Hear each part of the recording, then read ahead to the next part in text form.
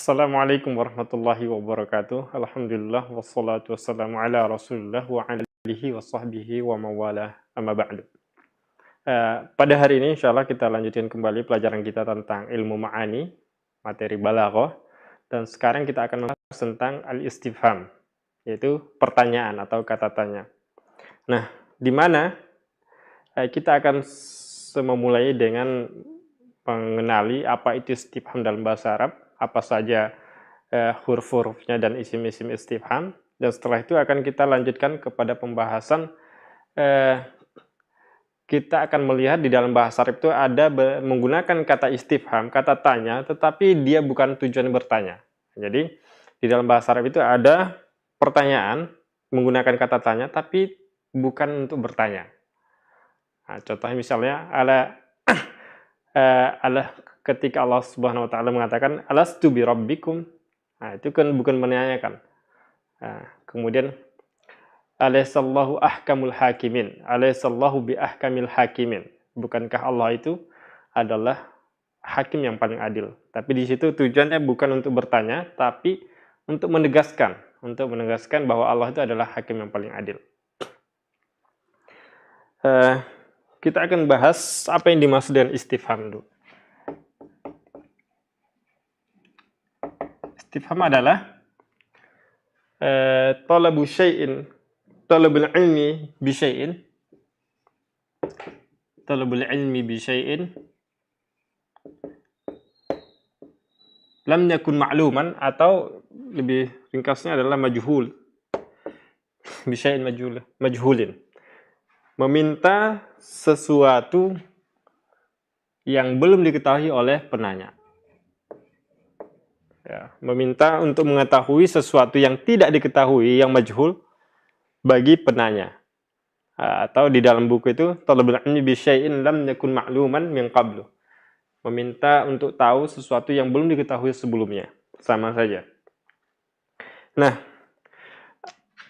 ada dia namanya adawatul istifham. Adawatuhu, biar lebih khas.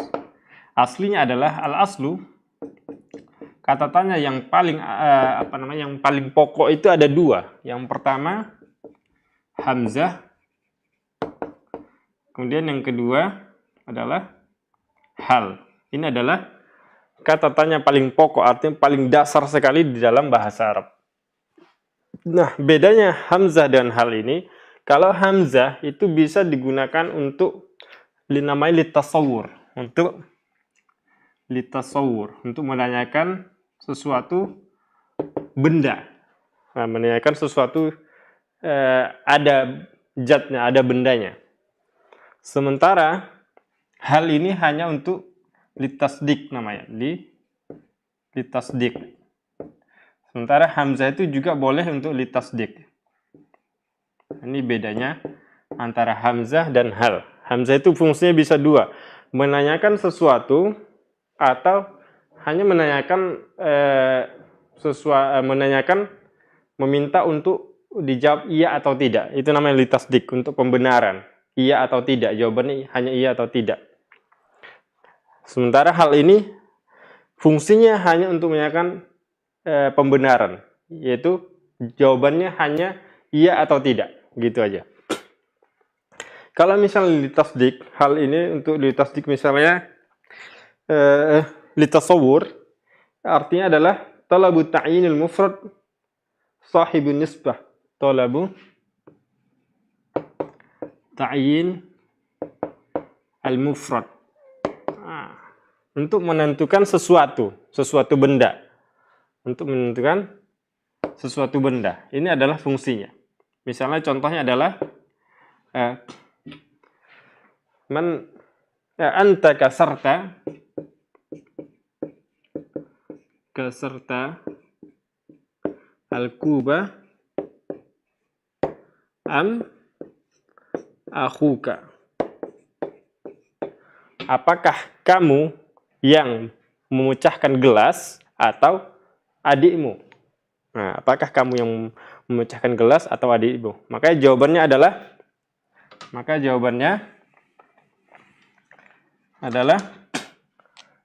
bisa iya, ana, atau jawabannya akhi. Nah, itu jawabannya. Sin, jim. Pertanyaan soalnya jawabannya. Nah, jadi jawabannya adalah ana atau akhi.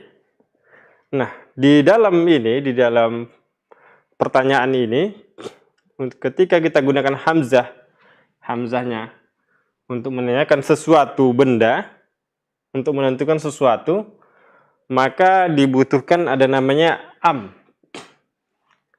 Kemudian ada namanya mu'adil.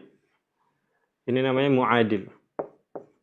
Jadi mu'adil ini adalah fungsinya untuk penyeimbang, artinya pilihan kedua dari yang ditanyakan. Apakah kamu yang memecahkan gelas atau saudaramu? Kamu atau saudaramu? Jadi itu namanya mu'adil. Maka jawabannya kalau enggak saya, dia pilih anta atau akhuka atau akhi. Seperti itu. Jadi di ini menggunakan am. Sementara kalau misalnya kita gunakan hamzah itu untuk litasdiq, jawabannya hanya na'am atau la. Misalnya aqaimun Muhammadun, misalnya. Apakah Muhammad berdiri? Jawaban na'am atau la. Nah, beda. Jadi kalau ini dari jawabannya kita bisa membedakan antara mana litasawur, mana litasdiq.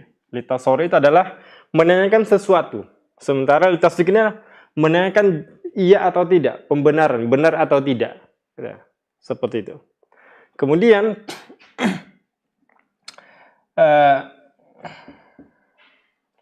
kata tanya yang pokok yang kedua adalah hal, dan ini hanya bisa menanyakan litasdiq.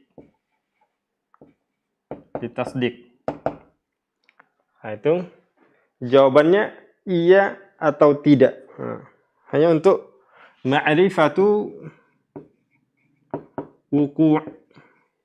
wuku'il nisbah namanya atau hukum. Jadi fungsinya cuma untuk tahu iya atau tidak, pembenaran. Nah, misalnya contohnya kita ganti aja ini. Hal qaimun Muhammadun. Maka jawabannya na'am atau la. Iya atau tidak. Kalau iya, berarti dia benar berdiri. Kalau tidak, ya kita jawab tidak, la. Nah, jadi hal ini bisa menggantikan posisi ini. Tetapi hal tidak bisa menggantikan litasawur. Jadi tidak boleh misalnya kita ganti misalnya hal anta kasarta al-kuba am akhuka. Nah, ini tidak boleh. Ini contoh yang salah, tidak boleh. Kenapa? Karena hal itu fungsinya hanya untuk litasdik. Hanya untuk menanyakan sesuatu untuk mengetahui pembenaran. Benar atau salah gitu. Maka ini adalah contoh yang salah. Tidak boleh seperti ini. Yang benar adalah hal qaim Muhammad. Hanya untuk menanyakan iya atau tidak. Oke. Kemudian ada beberapa pertanyaan kata tanya yang lain selain hal dan hamzah.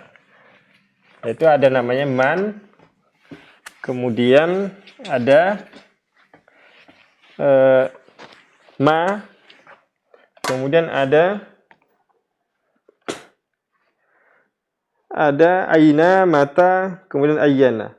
Nah, semuanya ini adalah untuk litasawur. Misalnya man, yang pertama man talabu ta'yin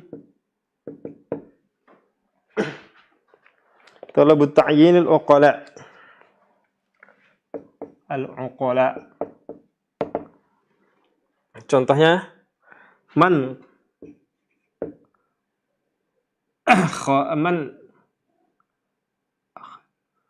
akala Misalnya man qatala Zaidan. Nah,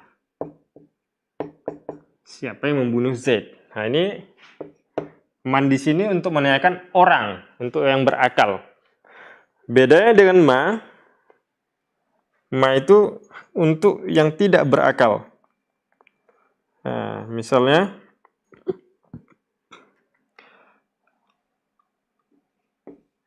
ma ini bisa dua fungsinya.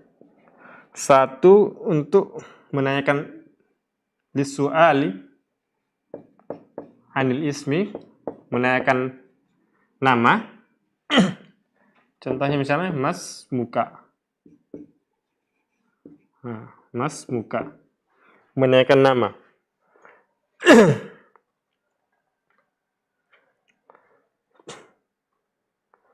Kemudian menanyakan lisu'ali anil haqiqah, untuk menjelaskan benda atau sesuatu yang itu benda apa sebenarnya gitu. Jadi kalau misalnya ketika ditanyakan misalnya Mas Muka, cuma dijawab misalnya Muhammad. Nah, tapi ketika misalnya ditanyakan mal misalnya man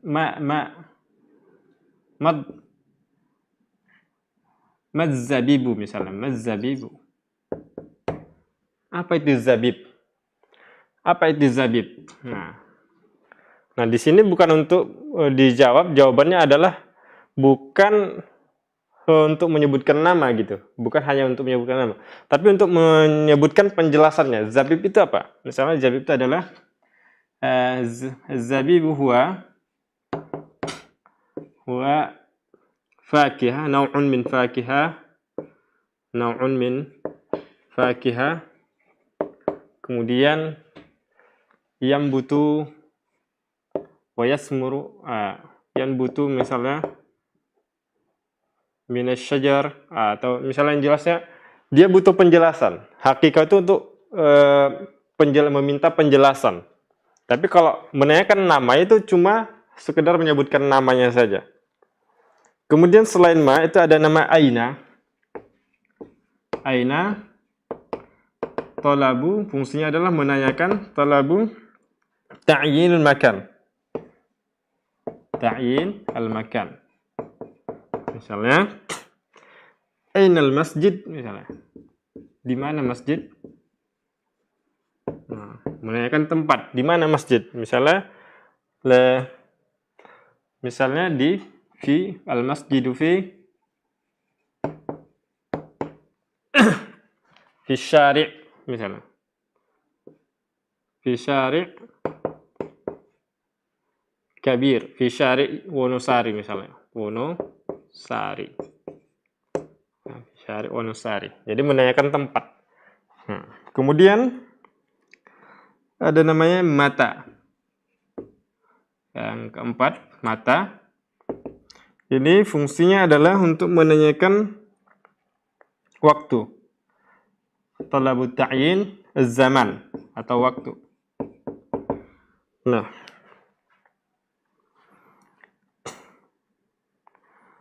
misalnya mata yusafir abuka, mata yusafiru abuka misalnya, kapan ayahmu bersafar. Kemudian ada namanya ayyana.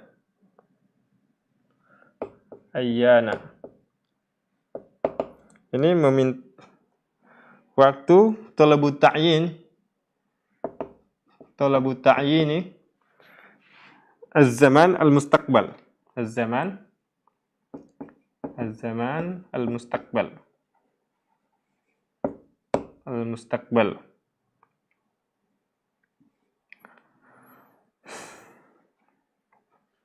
Walima fihi minat ta'zim. Fihi ta'zimun. Nah, misalnya contohnya adalah ayyana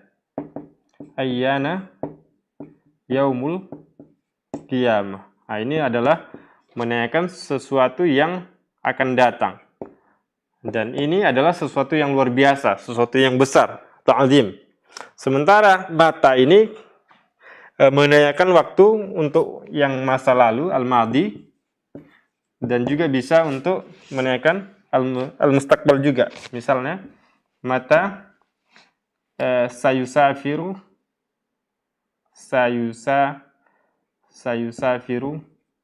abuka. Nah, ini akan datang.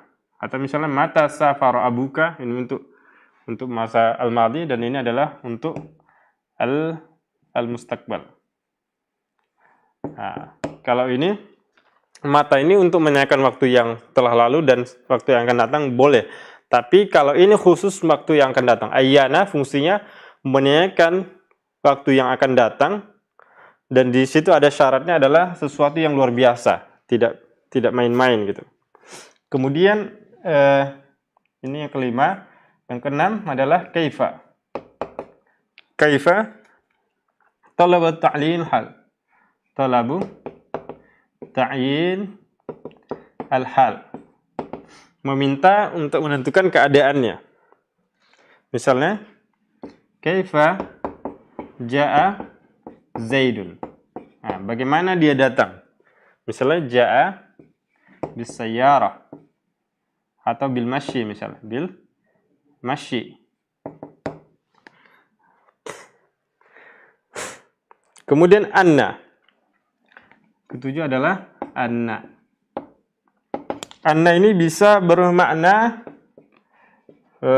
kaifa, bisa bermakna mata, bisa bermakna aina. Bisa. Misalnya, ketika dia bermakna kaifa, itu misalnya fa'tu harsakum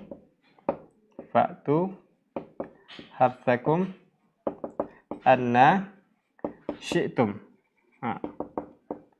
Fa'tu harsakum anna syi'tum. Ini maknanya adalah kaifa dan mata. Kemudian ketika bermakna aina misalnya ya Maryam anna laki hada. Laki hada. Nah, ini dari mana kamu dapatkan buah-buahan ini wahai Maryam, kata Zakaria. Kemudian kam. Kedelapan adalah kam. Kam ini fungsinya untuk menanyakan jumlah. Ta'yin al-adad. Misalnya kam ishtaraita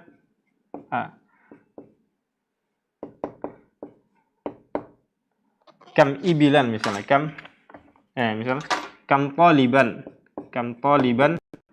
hadaral yaum. Berapa santri yang hadir pada hari ini. Nah. Kemudian I yang terakhir, ke-9, I terakhir itu untuk menentukan talabu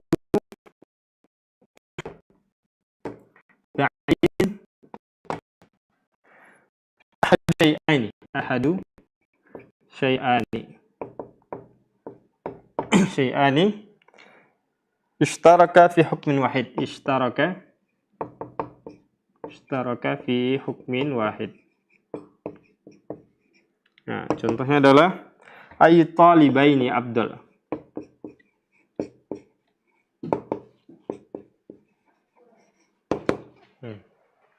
Jadi